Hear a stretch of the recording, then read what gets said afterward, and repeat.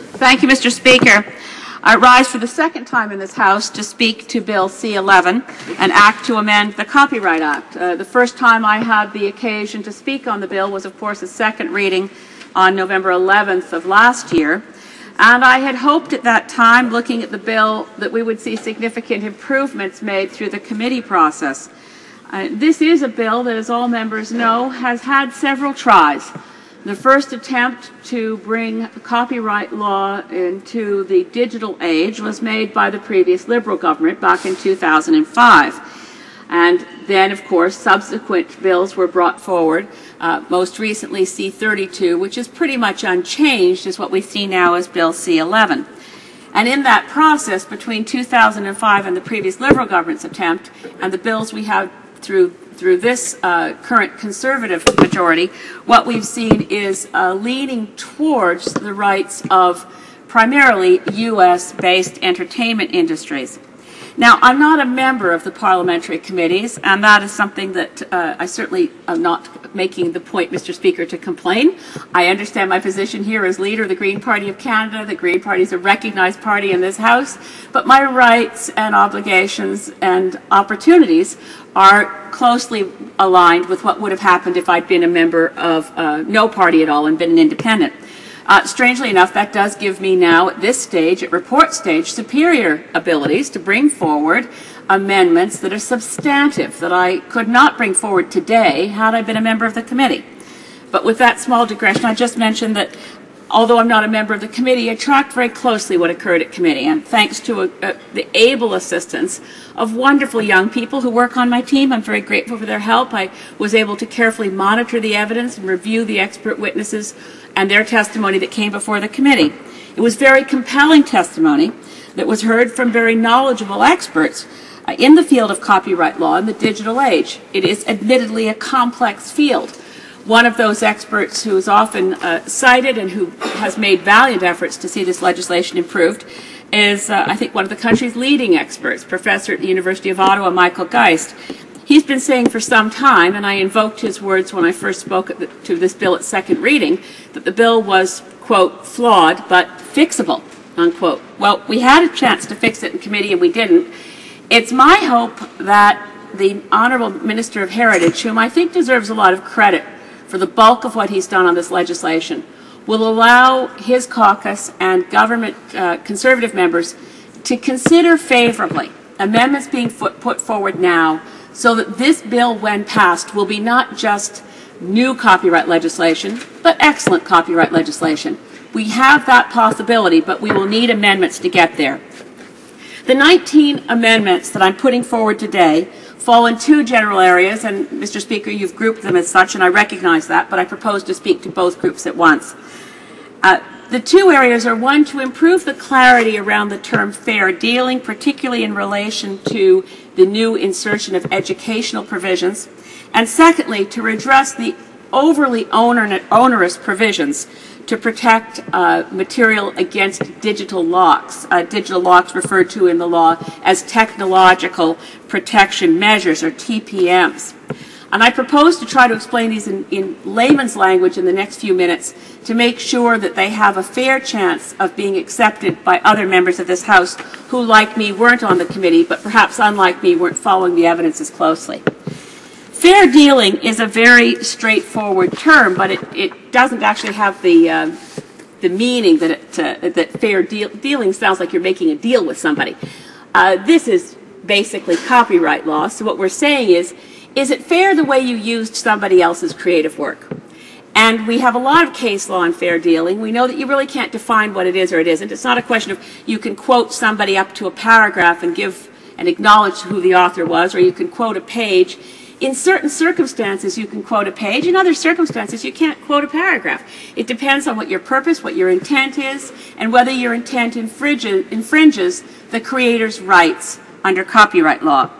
Now, in this concept of are you using somebody else's creative work fairly, we have changes in this legislation that are for the most part quite good. We're now saying you can use somebody else's work if the purpose is for parody or satire. Those words aren't creating any problems for us today at report stage.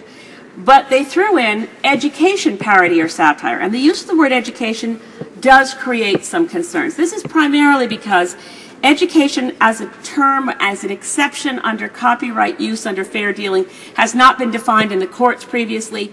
It could lead to significant litigation, to expand or narrow the meaning in ways that are, shall we say, prejudicial to the average person who wants to use the material. And given that those people who might want to change the law in ways that restrict consumer access and normal opportunities to use materials are those with the greatest and the deepest pockets to go to court to prove this, it seems that we might down the road want to improve the way the bill currently reads and to create an opportunity by regulation for the governor and council to provide a definition of education. It's currently not in the bill. But to leave that flexibility down the road, that's what my motion number 3 stands for, that the governor and council may make regulations defining education. This is a very specific amendment that comes from testimony before the committees from Professor Giuseppina D'Agnisto, who is a professor at the Osgood Hall School of Law and Intellectual Property, also teaches at York University. And the comment that Professor Agostino had made back in 2010 when this was C-32 to explain this amendment was this, quote, "This would allow for a more evidence-based approach and allow government departments with expertise to hopefully collect evidence and be specific on what they need to cure by legislation and to be nimble and flexible in making adjustments to copyright problems in the educational sector as they arise from time to time." So that's all I propose to say on fair dealing. It's a big topic, but I want to move on to the question of digital locks, and most of my amendments relate to this problem.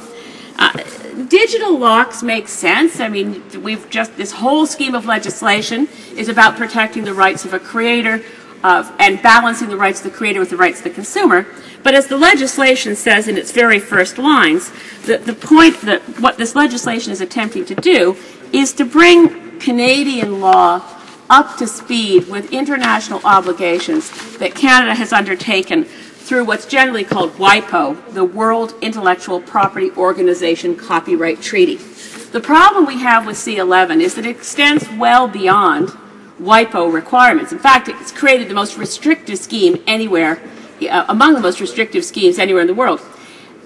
The plain common sense explanation of this is to imagine that you can put a lock on something to protect it if you have a right to do so, and no one has the right to break a lock if that's your property, and getting through that lock is the same as stealing. But we have exceptions here that say you can use people's intellectual property, you can use for creative purposes, for satire and for parody. What if you have no right to lock it away? Then, under this law, breaking the lock is still illegal. It was explained well, I thought, by John Lutz, speaking about previous C-32 of the Canadian Historical Association in testimony before the committee. And what he said was, quote, "The new law brings copyright legislation, last amended in 1997, into the digital age. Consumers will, for example, be able to make private copies of digital works to carry on different devices like an iPod, a smartphone, or a laptop, without breaking copyright. There is, however, one important exception, and that is if the vendor does not want you to make a copy. All a vendor has to do is make otherwise legal uses illegal, is to put a digital lock on it. A digital lock, it goes on to describe. Now, this legislation not only says you can't break a digital lock, it also says it's illegal to produce the kinds of equipment or technology that would help someone to break a digital lock. My amendments essentially, without going through each of them one at a time, speak to the following principle. If in all other circumstances under this Act, the use of that material under a digital lock would be legal, you should be allowed to break the digital lock. A digital lock should not trump all other rights under this law. When it is fair dealing, when it is otherwise appropriate, when someone wants to get access to that material from something as simple as the mistake I made once in Amsterdam of buying a movie I really wanted to watch, got back to Canada, and I still can't see it. I asked the Minister of Heritage to consider these circumstances in which no one has any intention of breaking copyright. They just want to be able to watch something, view something, access something that they normally have a legal right to do. Digital locks should not trump all other rights. I commend the Minister of Heritage for his hard work, and I ask him to please consider amendments at report stage to improve this legislation. Thank you, Mr. Speaker.